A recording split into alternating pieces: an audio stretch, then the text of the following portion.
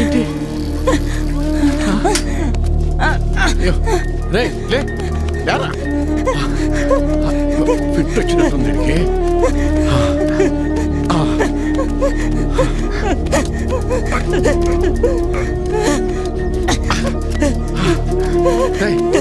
చేపట్టు చేతిలో పట్టుకో గట్టిగా పట్టుకో గట్టిగా గట్టిగా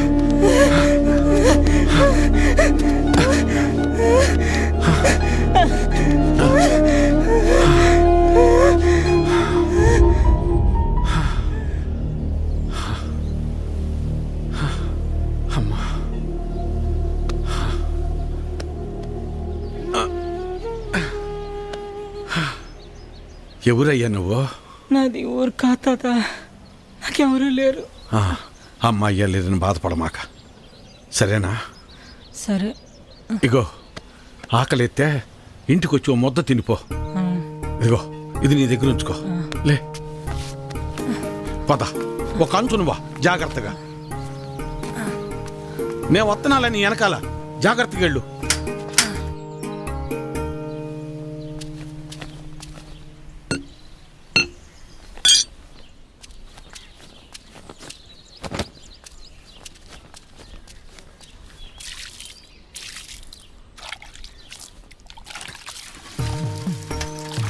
వీరన్నా, మళ్ళీ కౌలు పనిలోకి రావచ్చు కదా, ఖర్చులకైనా చేతిలో 4 డబ్బులుంటాయి. ఏ నాకేం తక్కువ? అయినా నేను ఇలా సంతోషంగా ఉంటాను నీకు ఇష్టం లేదా? ఇగో నా మాటిని నువ్వు కూడా పని చేయటం మాని.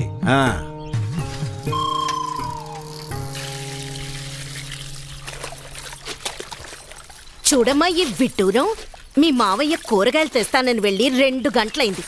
అక్కడ ఎవరితో సోది కబుర్లు చెప్తున్నాడు ఏంటో. ఏందయ్యా ఇది? ఎప్పుడని వెళ్ళావు, ఎప్పుడొస్తున్నావు? కూరగాయలు కొనటానికని వెళ్ళావా, పండించడానికి వెళ్ళావా? ఇదేం పోయింది? ఇంట్లో కూర్చొని ఎన్నేం చెబుతావు? మన ఊళ్ళో కూరగాయల ధరలు ఎట్ట మండిపోతున్నాయి. పక్కూరు సంతలో చౌకగా దొరుకుతున్నాయని అంత దూరం వెళ్ళి అక్కడి నుంచి తీసుకొచ్చా. కూరగాయలు తెచ్చినందుకు సంతోషించాలి కానీ అలా కసురుకుంటావేందే?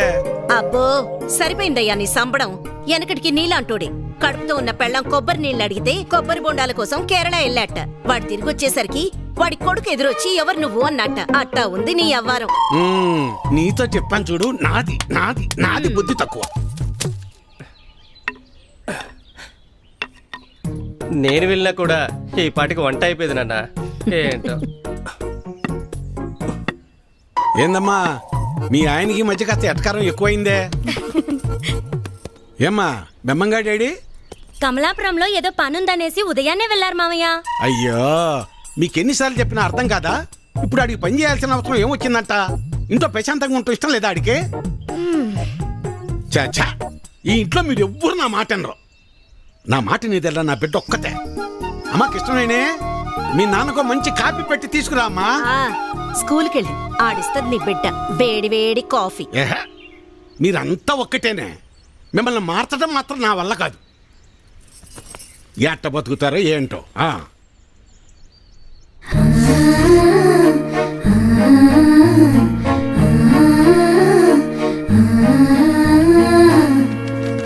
పిల్లలు ఇప్పుడు ఏం రాశాను చదువుదామా? అమ్మా, ఈ ఇల్లు, ఊరు,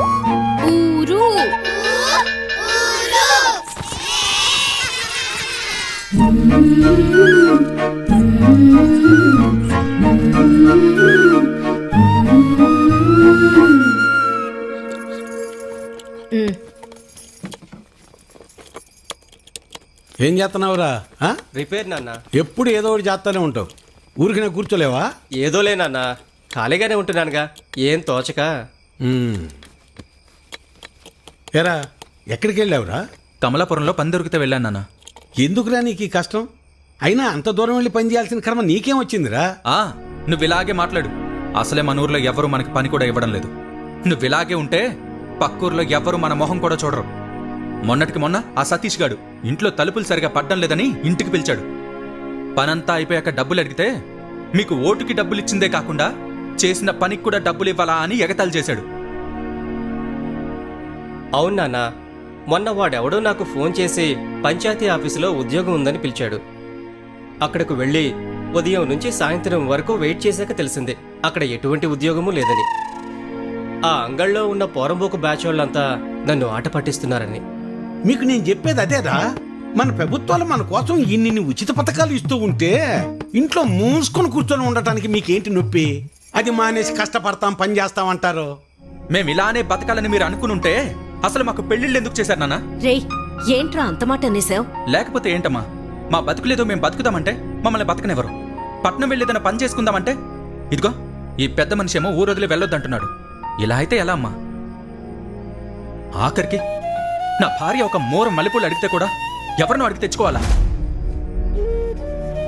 రే, అలా కాదురా. మీ నాన్న ఏం చెప్పినా మీ మంచి కోసమే చెప్తాడు కదా. ఈ మాటలు చెప్పే మా నోర్లు మూయిస్తున్నాడు. ఆ?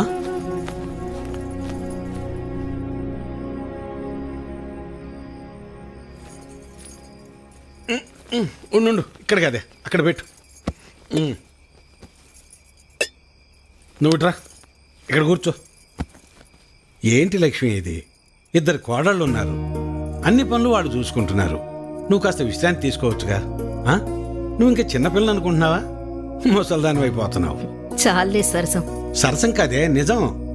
అది కాదయ్యా, మనం మన పిల్లల్ని చాలా బాధ పెడుతున్నావేమో అనిపిస్తోందయ్యా. వాళ్ళంటే చిన్నపిల్లలు, లోకం తెలీదు. పెద్దదానివి నువ్వు కూడా అలా మాట్లాడతావు? నేను ఏం చేసినా వాళ్ళ మంచి కోసమేగా. కష్టపడి ఏదో సాధిద్దాం అనుకుని కష్టాలు పాలవడమే మళ్ళాంటి వాళ్ళకు ఉండే తలరాత. ఆ రాతన పిల్లలకు రాకూడదని నా తాపన. అదే వాళ్ళు అర్థం చేసుకోవటం లేదు. మెల్లమెల్లగా అర్థం చేసుకుంటారులే. అది కాదయ్యా. నీ చెప్పేదినవే. నా కొడుకుల గురించి నాకు ఎలాంటి గుబురు లేదే. నా ఆలోచన అంతా నా బిడ్డ గురించే. తల తాకట్టు పెట్టింది సరే, మహారాజు లాంటి అడిగిచ్చి పెళ్లి చేస్తా. చాలే సంపడం. మింగ మెతుకులేదు గాని మీసాలకి సంపెంగలు అన్నాడంట. వెనకడికి నీలాంటో.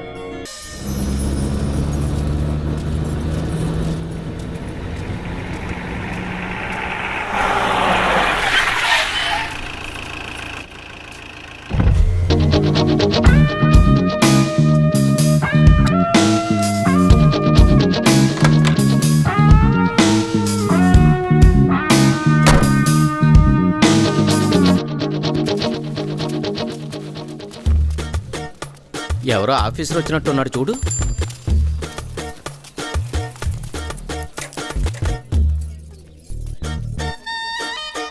ఏరా గుర్తుపట్టలేదు కదా? నువ్వు అవి కదా? ఎందుకు గుర్తుపట్టలేదు? మనమంతా కలిసే చదువుకున్నాం కదా. మరెందుకలా? ఎవరో తెలియనోడిని చూసినట్టు చూస్తున్నారు. అది కాదబ్బి, ఎంత మారిపోయావు. అచ్చం హీరోలో ఉన్నావు తెలుసా? రేయ్, అలా ఏం కాదులేరా. అభి, మేము గుర్తున్నావా నీకు? సారీ, మీకు. రేయ్, ఇదేం కొత్త పిలుపురా? మనం చిన్నప్పటి స్నేహితులం రా. Childhood friends are the most dearest friends in every one's life. అదెలా మర్చిపోతారా? ఏంటి? అదే సారీ రా, చిన్ననాటి స్నేహితులే కదరా ఎవరికైనా బాగా క్లోజ్ ఫ్రెండ్స్. అందుకే మీరు గీరు అని కాకుండా ఏరా పోరా అని పిలిస్తే బాగుంటుంది. సర్లేరా. నువ్వు మా సుబ్బాయి కొడుకు కదా? అవును బాబాయ్. ఎలా ఉన్నావు బాబు? ఇదిగో ఇలా ఉన్నాను. మీరంతా బాగున్నారు కదా? బాగున్నాం బాబు. ఎంత గొప్పోడి అయ్యావయ్యా. అలా ఏం కాదు బాబాయ్. ఎవర్రా సారు? వీడు మన సుబ్బయ్య మామ కొడుకు అభినవ్. ఎవరు? ఆ వరదల్లో చనిపోయాడు ఆ సుబ్బయ్య కొడుక? ఏం తమ్ముడు బాగున్నావా? కారు బాగుంది, నేను మొన్నే కొన్నా, కొత్తది. మీకేమన్నా, మీరంటే జమీందారులు, మీ వెనక మీ అల్లుడున్నాడు. సర్లేరా, తమ్ముడు ఇప్పుడే వచ్చినట్టున్నాడు. ఇంటికి వెళ్ళి రెస్ట్ తీసుకోమను. మనం తర్వాత తీరిగ్గా మాట్లాడుకుందాం. వెళ్ళొస్తాం బాబు. సరే బాబాయ్.